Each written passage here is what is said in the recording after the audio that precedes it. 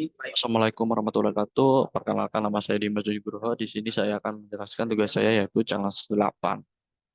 Nah, eh, untuk pembahasan kali ini yang pertama ada penjelasan project, yang kedua penjelasan metodologi, yang ketiga timeline, yang keempat user flow, lalu yang terakhir yaitu kesimpulan.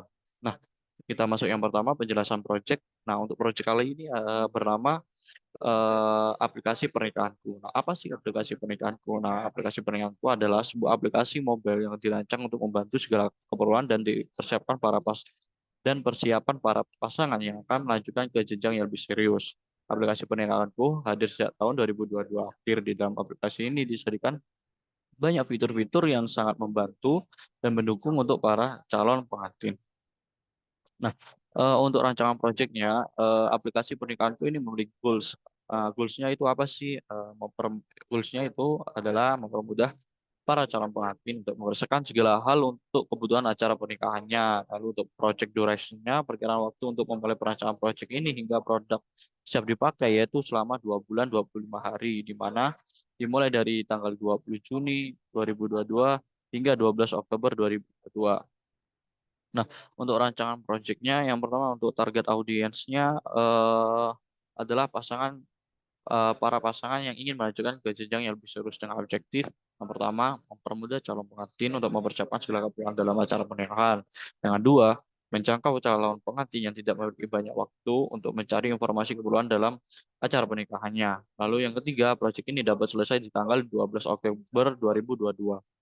Nah, untuk sukses kriteria untuk ASIF 80%, almost 75%, parsial 30%, failure 25%.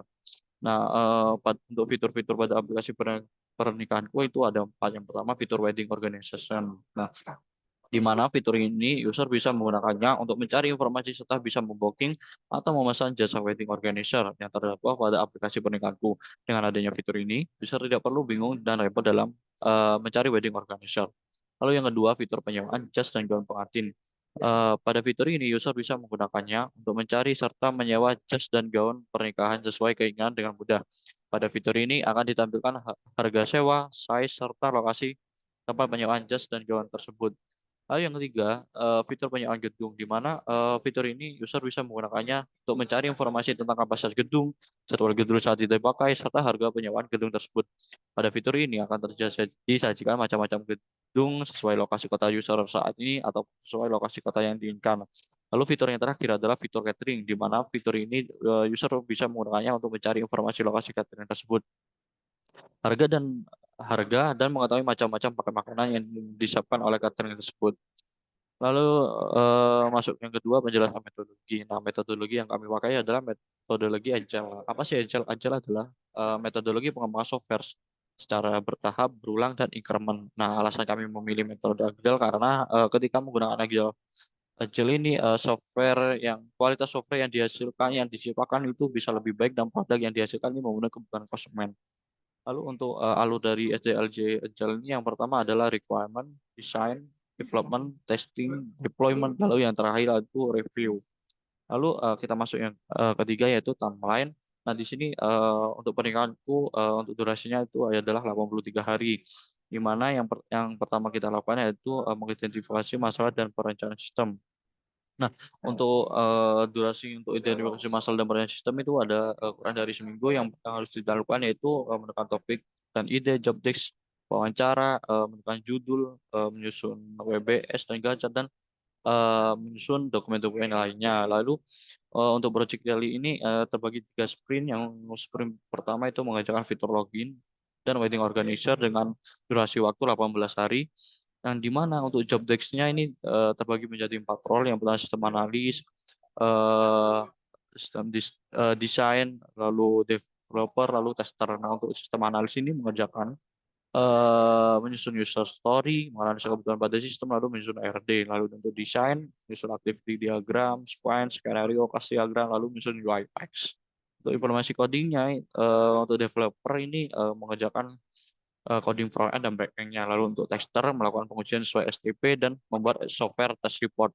Dengan Lalu masuk ke sprint kedua yang mengerjakan fitur penyewaan jas dan gaun, lalu fitur penyewaan untuk gedung dengan waktu durasi pengerjaannya itu 30 hari. Untuk job desk-nya itu sama seperti sprint 1, lalu masuk ke sprint 3 ini mengerjakan fitur catering dengan waktu durasinya 17 hari. Nah, untuk job desk-nya sama seperti sprint 1 dan sprint 2.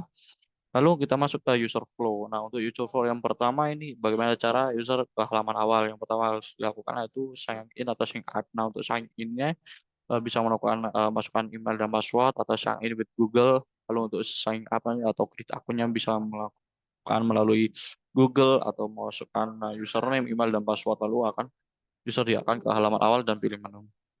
Lalu untuk user flow dari wedding organizer ini terdapat dua fitur. Yang pertama fitur search, intinya digunakan untuk mencari wedding organizer tersebut, lalu set location yang digunakan untuk ngeset lokasi kita saat ini, atau ngeset lokasi wedding yang dari lokasi lain.